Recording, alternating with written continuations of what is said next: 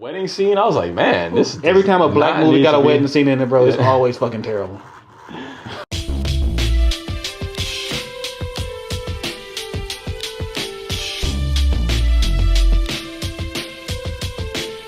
What's good, everybody? This is Blaze Reviews, where we're hitting you with all the latest movie reviews, but on a high level. I'm Kay. And I'm A.Rick. And hey, before you get high with us, why don't you hit that like button? And if you're new to the channel, make sure you hit that subscribe button. Join the Blaze crew, where we stay getting smacked off of everything movie related. And as for today's movie review session, we got to take a hit of the latest comedy joint rolled up by, what's his name? Adam Shankman. And that joint being the remake of the 2000 film What Women Want. This time they did a gender swap. Now, you know how it goes nowadays. And that one being What Men Want. And What Men Want follows Ali, a sports agent on top of her game, hoping to get a promotion to be partner. But when she's overlooked again by another man, she tries to figure out, like, why don't she connect with men? So she goes to a psychic who helps her with some crack juice. And now she has the ability to read men's inner thought. And now she got to use that power to help her advance in her career. So, going into this movie, what kind of got you lit to go see What Men Want? Well, Were you a fan of like the original one? No, I remember when that came out. When I was growing up, I was more into Spawn, Blade, Matrix. Bloody stuff. Yeah, The stupid the whole, stuff. you know, You've Got Mail and What Women Want. Back in the day, those were chick flicks. We ain't gonna go see that. Yeah. My dad took me to a lot of movies. He was not gonna take me to that. Yeah. I didn't see it until like recently. Because I was like, oh, this movie is coming out, so I better watch the cinema scenes. Exactly. Yeah. Still haven't seen the get official briefed. movie. Yeah, get briefed on it. But Taraji P. Henson, she's really good. So I was hoping she could carry this film. But she has been on like a downturn lately. She had Yeah. Proud Mary last year. There's a couple Acrimony. years ago.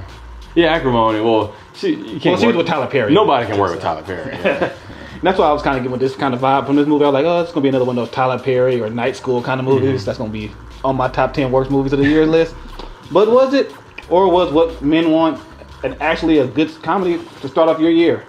Let's start off by getting some of the highs and downers we got from seeing What Men Want. Let you know you should go Blades to go see it or not. So, sat down, took a hit of this. What was the first high you got from it? Well, I like the setting. I like the setup of like her being a sports agent and seeing some of that office. They did talk about that in Ballers, but I think there haven't been too many films that deal with that. You know, we had Jerry Maguire as a classic. I don't think that movie's that good, but it's a classic. People love it. Yeah, people love that movie. So that world is, it's not been beat to death. Yeah, and it fits the story because she's in a male-centric place. And of course, sports agents going to have a lot of male agents and stuff. And that was one of the plot points. Not a spoiler, but she doesn't have anyone. She has a bunch of Olympic athletes, but she doesn't have anyone signed on her docket from NBA, MLB, and NFL. Real football, not soccer. Yeah, they kind of make that a point. And I was like, damn, why don't you just sign somebody from her thing? And they kind of make sense. Like, oh, she's a woman, so it's kind of hard for her to connect with the male athletes and stuff. Right. And yeah, so speaking of her too, Ali, I thought she was okay in her role. Taraji P. Henson playing Ali. She did have some nice comedic moments here and there.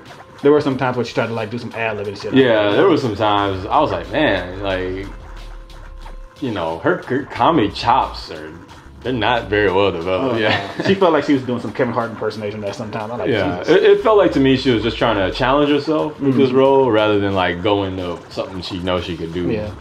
Like every now and then when she like was with her love interest in the movie, he was pretty good in the movie. But like every time she was with him, she was like cool and good in her role. But then like when she broke away and got with Tracy Morgan's bitch ass in this movie, like I was like, damn, could you stop this shit? Yeah, the Tracy Morgan. He was a big downer for me. I was not feeling how he portrayed that role. He's supposed to be LeVar Ball, basically. Because I've watched a couple episodes of The Last OG in Brooklyn, and he's really good in that show. Yeah, he's really good.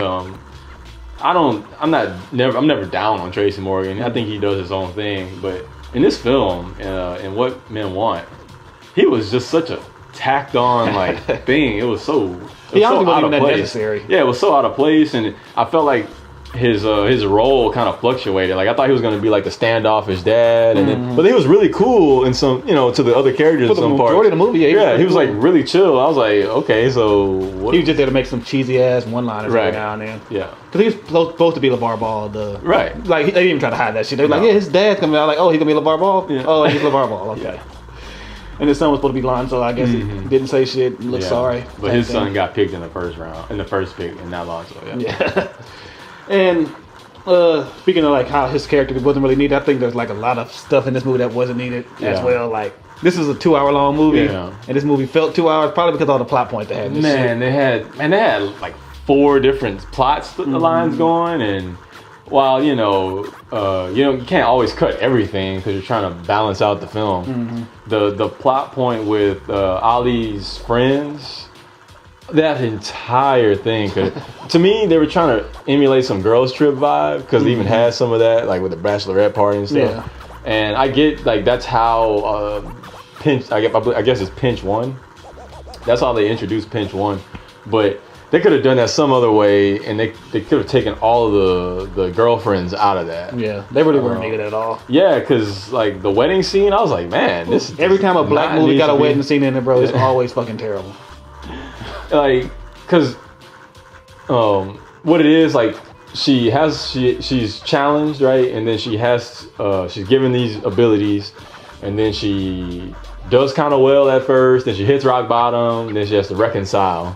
And that was done in each of the little storylines that kind of affected each storyline. So that's why I'm saying you really didn't need that storyline because it didn't affect how you told that character arc. Yeah, because they had her storyline of what her knowing what men think, her love interest storyline, her trying to figure out who didn't vote for her to be part and her trying to sign this dude. Yeah, like there was like a lot of stuff. Like at one point when they went back to trying to sign Lonzo or whatever, I was like, what the fuck is going on? Yeah, this shit was even the story. Well, they forgot about him. I think they could sort of focus more on her trying to court this client. Yeah, because that should have been the main story. And they really brushed that to the side a lot. They had to do with the Chinese thing, and I thought they could have done a lot more with all of that. They just kept throwing that thing here and there. Because it was kind of like poof. Oh yeah, I don't work for you anymore. Like what? How the fuck does nobody know? Yeah, that was weird. That was really weird. And the whole thing about her not making part, they didn't even really wrap that up at the end. No. It was like, hey, I guess y'all can use y'all common sense to figure out who did this shit. Right. And but we're not gonna say it. It ended. I didn't mind how she went out with the company or whatever. I didn't mind that, but they felt a little random at first. Yeah, they could have came to that conclusion. And see, that's what I mean. They could have tightened more on her workplace thing, along with like her trying to court it. Because man, the storyline with the friends, man, like that didn't even need to be in the movie. It was like 4 separate scenes in there with them, and then I'm like, yeah, you could have cut all those out. All of them. And nothing in the story would have changed. Nothing. Maybe just tweak something here and there, like. And like if you were scared of a runtime, like I said, you could have filled that. It's a 2-hour movie. They didn't give a shit about no runtime. Yeah, no. What I mean is, if you wanted to get to the 2-hour mark, and you cut all that other stuff out, you could have filled in more character-driven stuff. I don't know. The neighbor thing could have been drawn out maybe more because that was hilarious. Oh, I thought that was funny. Yeah. I thought that was pretty funny. See, I forgot all about that story. Yeah. I'm like, what the fuck are you talking about? Because I thought that could have maybe like they could have had some conflict within the love interest plot point, and then she finds out what's going on with him, and it's like, oh, okay, nah, this guy, I'll go with this guy. Yeah, I would thought they would have had like some love triangle thing with that neighbor thing, but they didn't mention that really rarely. No, I mean, there was the 2 elevator scenes, and then the last scene, and that was it. Yeah. I mean, you had any other highs or downers from it? Nah, that was pretty much it. I'd say this is, at first, for the longest, I was going to say past that shit, but it squeaks into Reggie because it really wasn't as bad as I thought it was going to be. I had some, not like cellar dweller expectations, but I didn't have the highest hopes for this. It ended up being, moderately entertaining. The crowd was into it. Yeah. So it squeaks into Reggie for me. Yeah, I was about to, going into it, I was like, I already know it's going to be a Blew My High movie. I had the graphic ready and everything, but I was just like, I was sitting there, I was like, wow, I'm not about to blow my brains out. I'm surprised. It's not as bad as everybody thinks it's going to be. Yeah. It still sucks. It's not a great movie, but... It's so predictable, dude. Like, it's super predictable. Yeah. Yeah, but like I said, it wasn't as bad as I thought it was going to be, so I'll probably say some low-grade Reggie or something. But hey, that's just our high opinion. What we want to know is, what did you guys think of What Men Want? Are you a fan of What Women Want? Were you excited to see the remix version of it? Let us know by sparking it up in the comment section below. Hey, be sure to hit that like button, but more importantly, hit that subscribe button. Join the Blaze crew where we stay getting stoned off of everything movie related. I'm Kay. And I'm A.Rick. And hey, did you blaze it today?